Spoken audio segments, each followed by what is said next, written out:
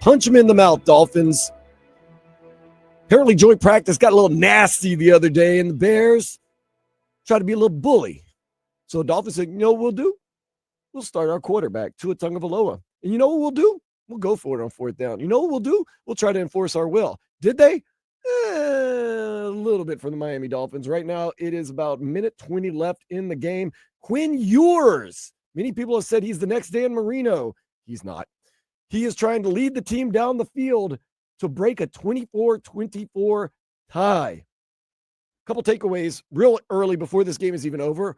By the way, I am Day with my cousin Vladimir Louison. We're going to be post-game for an hour. It's preseason. Don't want to get too deep into the Chicago Bears and the Miami Dolphins. Couple quick takeaways. I thought Tua Tagovailoa looked very sharp. For the first series? For the first series. Okay. I thought that the team actually came out and was physical and had that type of attitude. On yesterday's show, if you listen to us on Sports Day on the weekends with myself and Dan Day, we said we wanted to see what kind of attitude they would bring to the game. And I would say that they brought a physical mentality. I thought they ran the ball well. I like the runs that Devon Achane had in the first series. I like this Ollie Gordon the second, too. Of course, he's doing it against third string. I understand that. Madison got drilled in the third quarter, but he showed signs. Hard. I did enjoy that. I think Taj Washington had a big catch. A big catch. So Malik Washington also had a big play. Malik Washington also had a big play. Zach was good. Zach was good. He had a couple of throws. Zach Wilson?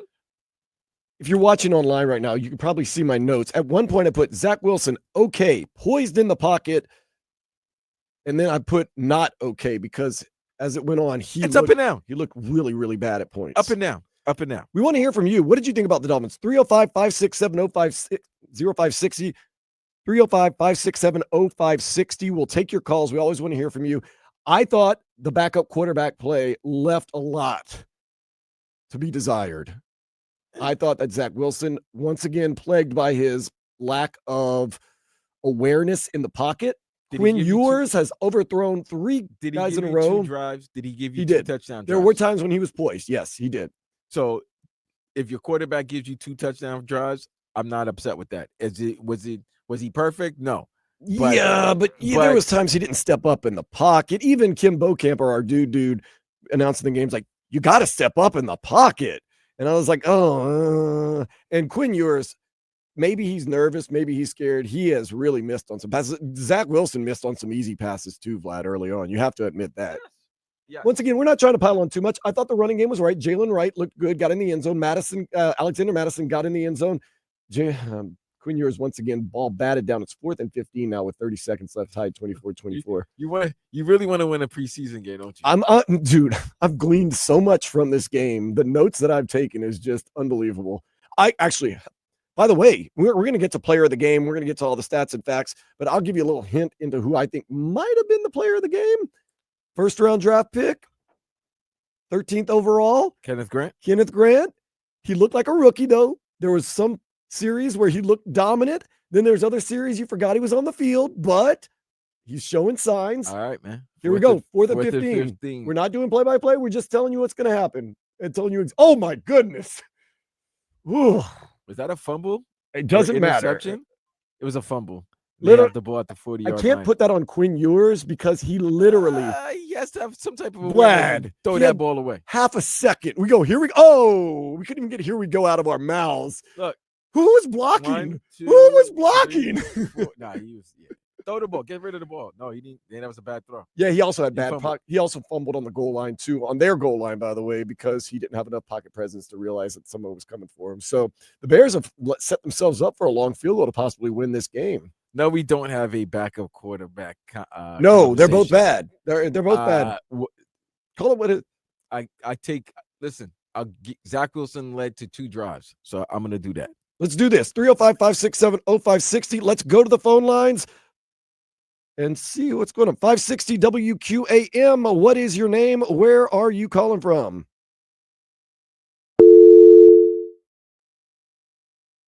All right. Let's see.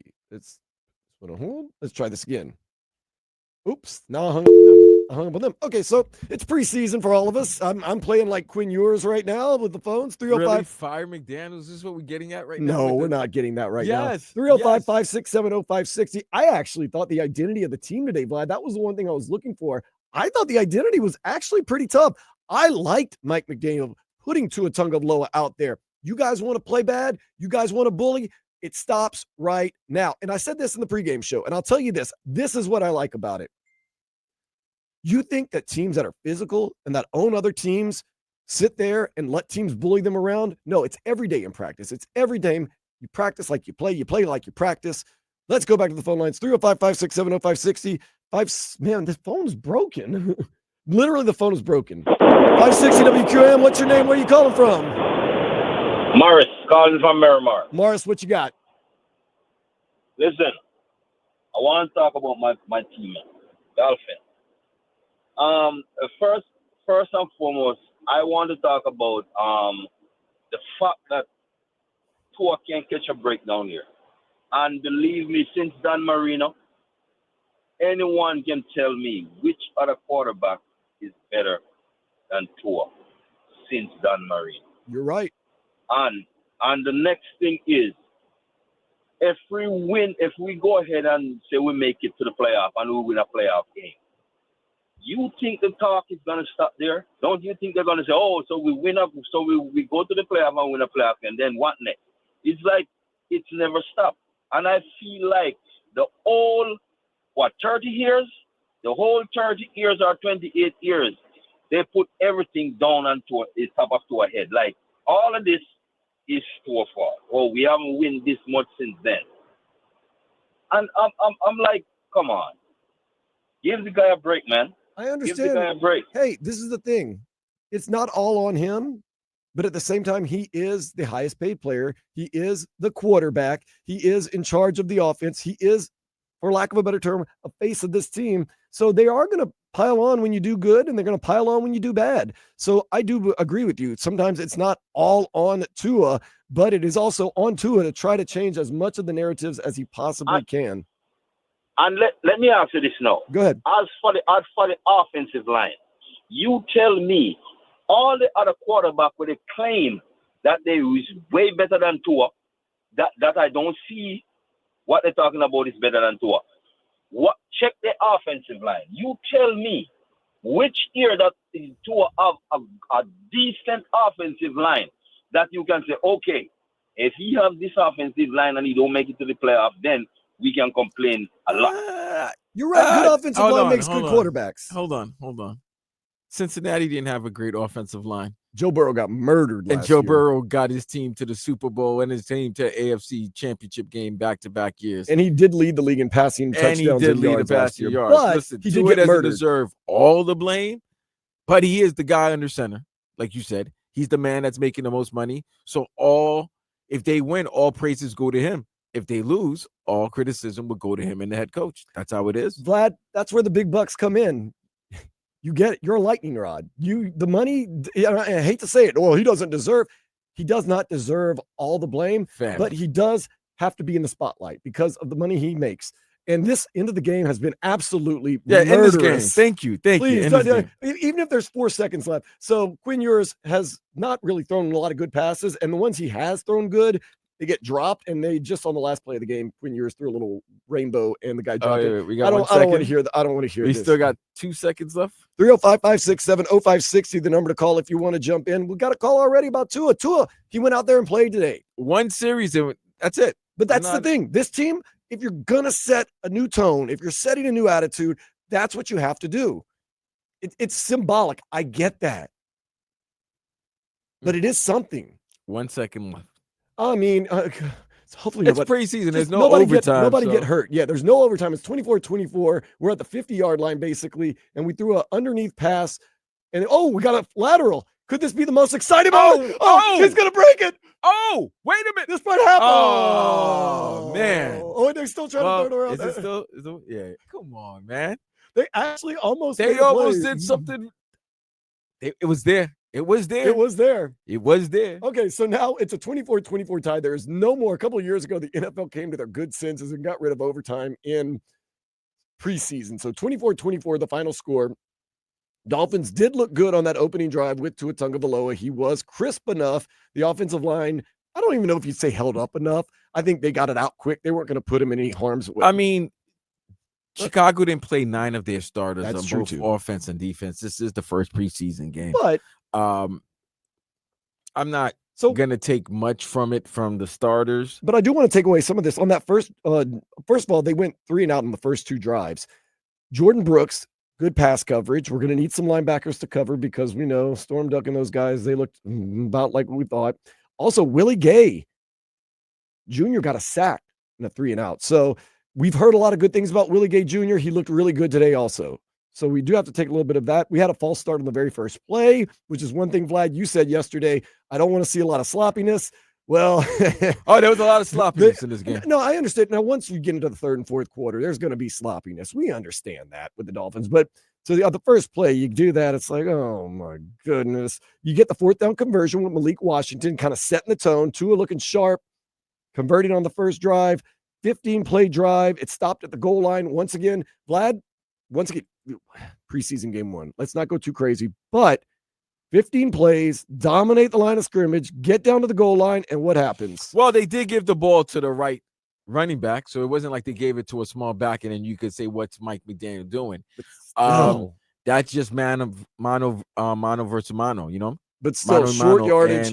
They didn't get it done. They problems. They lost 3 yards on that play. That's the thing. The penetration by the D-line on that O-line is crazy. Yeah, that's sometimes unexcusable. I just don't expect that in the goal line. So let's go 305-567-0560. Let's go back to the phone lines. 560 WQAM. What's your name? Where are you calling from?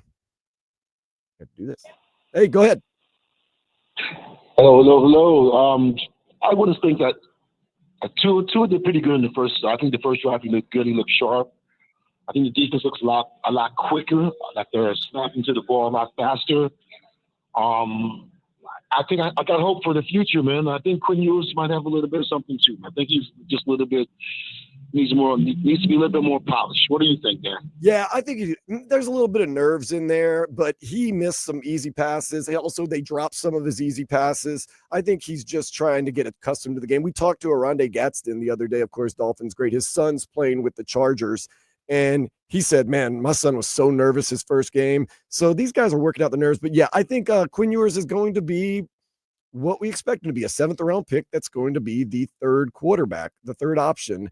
I didn't think Zach Wilson looked good either. How did you feel about Zach Wilson today? Vlad thinks he was okay. I thought he was Zach Wilson, to be honest with you. Which is okay. A deer in headlights myself. Okay, I think Zach looked kind of like he was a little bit over his head with the second string, you know. So I don't have a lot of hope for Zach myself. I have one quick question. Dan. Yeah. Is this the same? Say I want to text. Is this the same number to text? Yes, same number to text. Okay, Dan. Listen, I love you in the radio, man. I love Lad. You guys always make me laugh, man. Have a good day. Appreciate you so much. So 305-567-0560, the number to call. I'm not caping for Zach Wilson here, but 2 drives, 2 touchdowns. Once again, it's like getting patted on the back and punched in the stomach. He missed some easy passes. Granted, and he also made some good passes. Tanner Connor, I don't think you're that great, but you got to get the ball to him. He's wide open, and you didn't have that was a touchdown for Tanner Connor at one point in that part of the field. My problem is the same problem keeps coming up. He has no pocket awareness. He does hold on to the ball a little. He holds on to the ball way too long, and Mike McDaniel hasn't fixed that. And I don't know if it's fixable anymore. And that's going to be a problem if Tua Tagovailoa gets hurt.